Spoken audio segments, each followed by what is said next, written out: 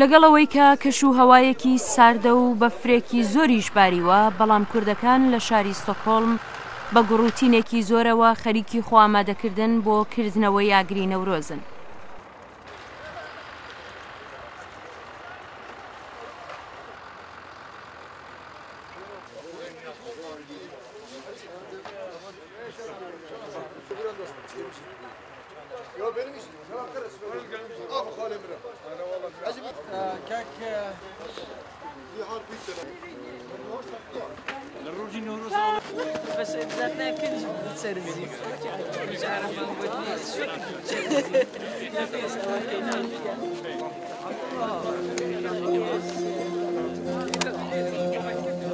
لەو ئاهەنگەدا بەرپرسی فیدراسیۆنی کۆمەڵە کوردستانیەکان و سەرۆکی شارەوانی ڕینکەبی و شیستا قسەیان کرد. پاشان خەڵکەکە بەرەو لای ئاگرەکە بەڕێکەوتن.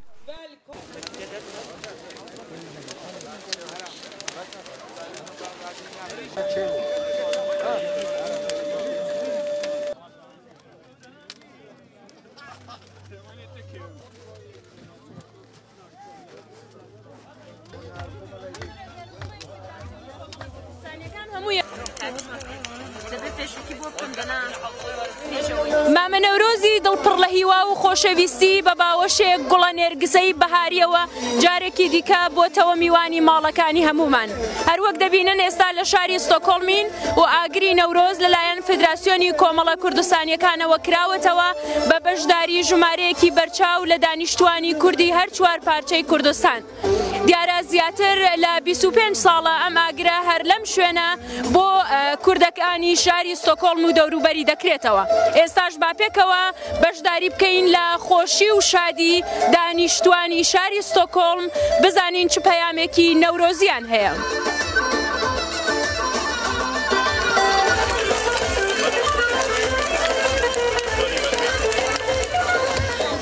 کەماڵم کاتت باش و جەژنی نەورۆزت پیرۆز بێت. جەژنی نەورۆزەوەش پیرۆز بێ و لە هەمی نەتەوەی ملەتی کورد لە هەر چوار پارچەی کوردستان و لە کوردستان بە تایبەت ئێمە لێرە ئێستا ئەمڕۆ حازرین بۆ ئاگری نەورۆز پێخۆشحاڵین. بەس خۆشتر بوو ئەوەی ئێمە لە کوردستانمان دیتی ئەمڕۆ کە لە ناو ئەوان دابین. بەڕاستی ئەمە چەند ساڵە هەر لە دەرەوەی نەورۆز پیرۆز دەکەین. خوسکا ساڵێکش لەگەڵ ئەوان دابینە مەجالێک هەبا چووبینە ناو ئەوەی کوردستان و ئەوەی ئەمڕۆ بەچاوی خۆمان دیتی سەرکەفتنێکی مەزنە بوومە هەموو پێشکەفتنێک لە کوردستانێ. زۆر سوپاس بۆ ئێوەش. نەورۆزامێ هەمیان پیرۆز بێ. ئێز باوێرم کورد هەندی فێم دکردنێ تێگەیشتنێک و هەندی دژمن نکارێت توجار داویاوان بینە و ئەو خۆ خورد تیست دکن و ئەو دزانون ku dema azadiye hatiye, dema serxwebûnê hatiye û hendî nema dibin tadeyê da zulmê da dijmin van bêyle loma gelek bi dilekî geş Newroza xwe pîroz dikin.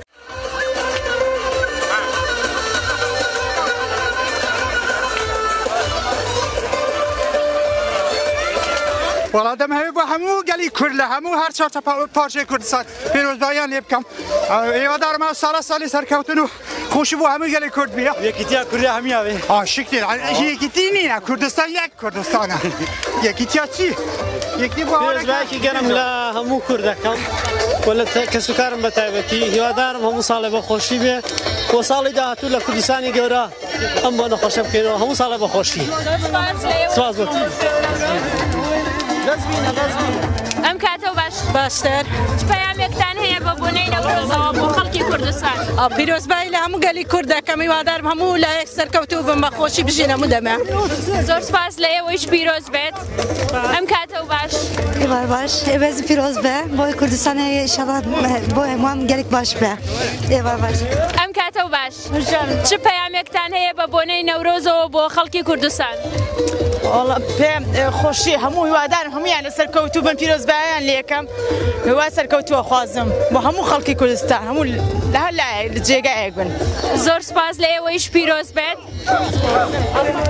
ئەم کاتەوە باش کات باش خۆش پەیامێکتانەیە بە بۆ نەورۆزەوە جێژنی هەموو کورد پیرۆز بی لە هەر چهار پارچە هیواداریم نەوروزی بێت ئیعلانی دەوڵەتی بکەین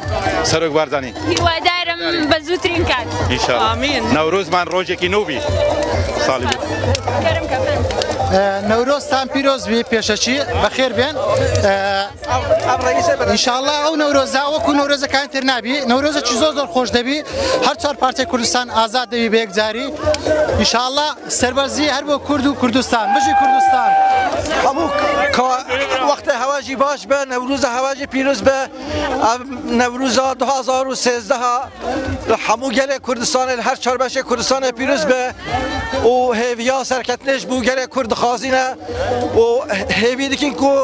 ساڵێن بێ ئەم نەورۆزە خۆ بە ئازادی و سەرفرازی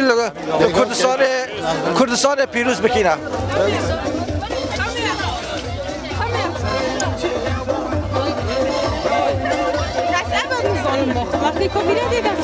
ئەم کاتت باش و جەژنی نەورۆزت پیرۆز بێت باش جەژنە نەورۆزتر پیرۆز بێت و هەمی ملەتی کورد پیرۆز بێت ئینشەڵڵا جەژنێکی خۆشی بێت جەژنە سەرکەفتنە گەلێ کورد هەمیە بێت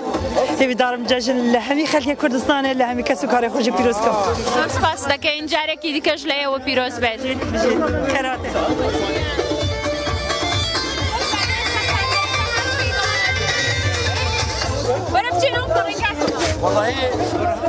کاک حەفزوڵڵا ئەم کاتەوە باش و جەژنی نەورۆزە پیرۆز بێت سەرچاو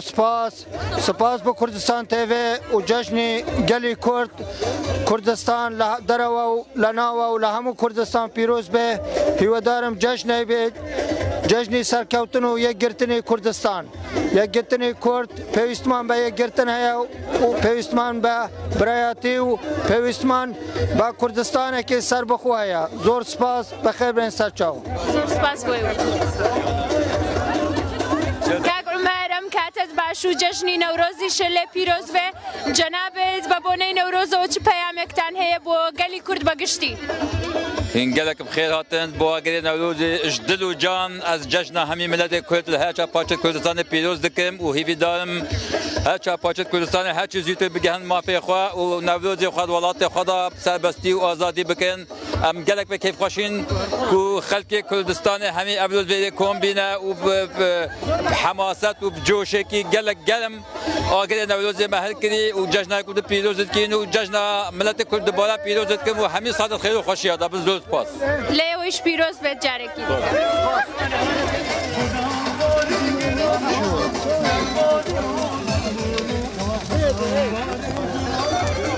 ئەم کاتت باش و جەژنی نەورۆزە پیرۆز بێت جەژن لێوەش پیرۆز بێ و هیوادارم بێتە مای خێر و خۆشی بۆ هەموو گەلی کورد لە هەر چوار پارچەی کوردستان ببێتە مای خێر و خۆشی و ئارامی بۆ هەموو کوردێکی ژیان کە لە خۆشییا بنەوە هەر سەرکەوتوو بن دووبارە جەژنتان پیرۆز بێت زۆر سپاس لە ئێوەیش پیرۆز بێت بێتەوەش ئینشەڵڵا لێوەی چۆنی باشی جەژنی نەورۆزە پیرۆز بێت زۆر سپاس نەورۆزیەوەش پیرۆز بێت لە هەموو تەواوی کورد لە هەموو بەشەکانی کوردستان لە هەموو شار و شارۆچکەیەک خوازیارم نەورۆزی دڵتان هەمیشە کڵپەی بێت و هەمیشە گوزەران و ژیانێکی ئاسوودەی و ئازادی بەسەر زۆر سپاس زۆر سپاس بۆ ئێوەش و نەورۆزتان جارێکی دیکەش پیرۆز سپاس لە هەموو تەواوی کورد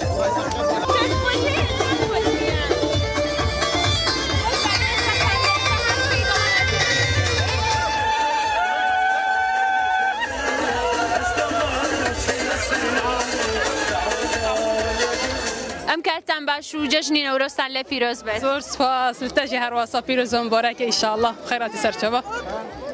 چه هەستێکتان هەیە لەم ڕۆژەدا وەک دەبینن لە کوردستانیش بە شکۆیەکی هەرچی زیاتر هەموو ساڵێ یادی نەورۆز دەکرێتەوە بەتایبەت ئەم ساڵ کە زۆر زیاتر لە ساڵانی پێشوو بوو ئێوە چه هەستێکتان هەیە لەم ڕۆژە کە دەبینن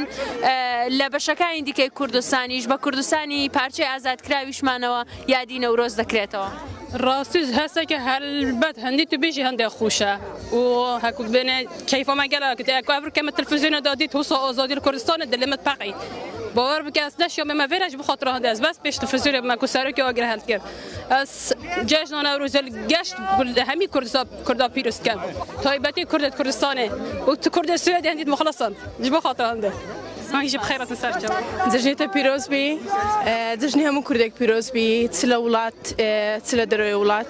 هیوادارم جژنێکی خۆشبی بۆ هەموو کوردستان ببتە ئاشتی و بەرقەراری بۆ گەلی کورد لەم ڕۆژەدا وەک گەنجێکی کورد زۆر دڵخۆشم کە هاتووم خۆزگە متوانێت بە جلی کوردی بێم بەڵام نەمتوانێت بۆی جەوەکە زۆر زۆستاردا من دووبارە جژنتان پیرۆز بێ و جژنی هەمی کورد پیرۆز بێ زۆر سپاس باشن جژنی نەورۆزتان پیرۆز بێت سپاس تۆ جژنە پیرۆزە لە کێ دەکەی لە ڕۆژی نەورۆز؟ کوردستان لە کوردستان لە کوردستان لە کوردستان هەمی کچە جوانەکەم کاتت باش سپاس جژنی نەورۆزە پیرۆز بێت سپاس چ پەیامێکت هەیە پێت خۆشە چی بڵێ بۆ خزم و کەسەکانت کە لە کوردستانن ئەمڕۆ جژنی نەورۆزە